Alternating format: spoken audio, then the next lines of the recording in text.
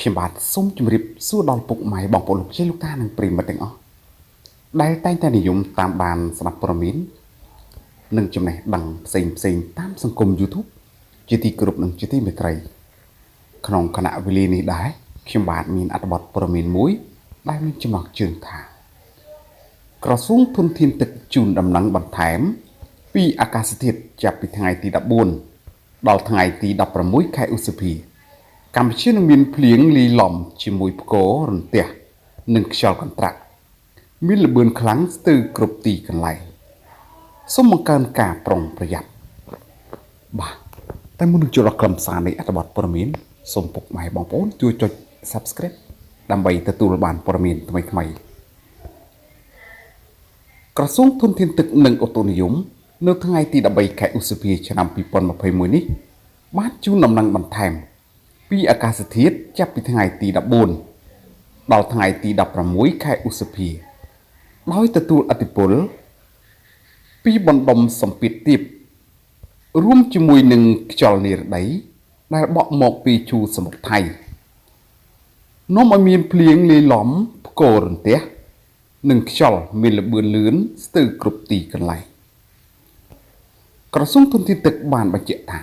តាមរយៈការវិវត្តជាក់ស្ដែងនៃស្ថានភាពអាកាសធាតុឃើញថាបណ្ដុំសម្ពាធទាបរួមជាមួយនឹងខ្យល់និរដីដែលបក់មកពីឈូងសមុទ្រថៃនឹងមានឥទ្ធិពលខ្លាំងមកលើព្រះរាជាណាចក្រកម្ពុជាលក្ខណៈបែបនេះនឹងធ្វើឲ្យតំបន់ជួរភ្នំដងរែកនិងខ្ពង់រាបភាគឦសានរួមមានខេត្តរតនគិរីមណ្ឌលគិរី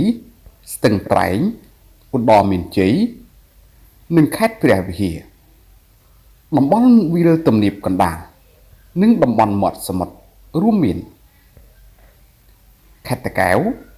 កណ្ដាលកំពង់ស្ពឺកំពង់ឆ្នាំងពោធិ៍សាត់បាត់ដំបងបន្ទាយមានជ័យបៃលិនកំពង់ធំព្រះសីហនុ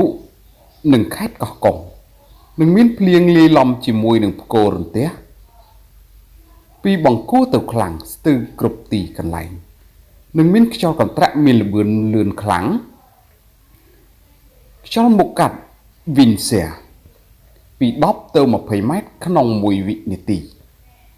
និងផ្ទៃសមុទ្រមានរលកមធ្យមជាមួយគ្នានេះក្រសួងធនធានទឹកសូមឲ្យប្រជាពលរដ្ឋជ្រាបជាព័ត៌មាននិងបង្កើនការប្រុងប្រយ័ត្នឲ្យបានគ្រប់គ្នា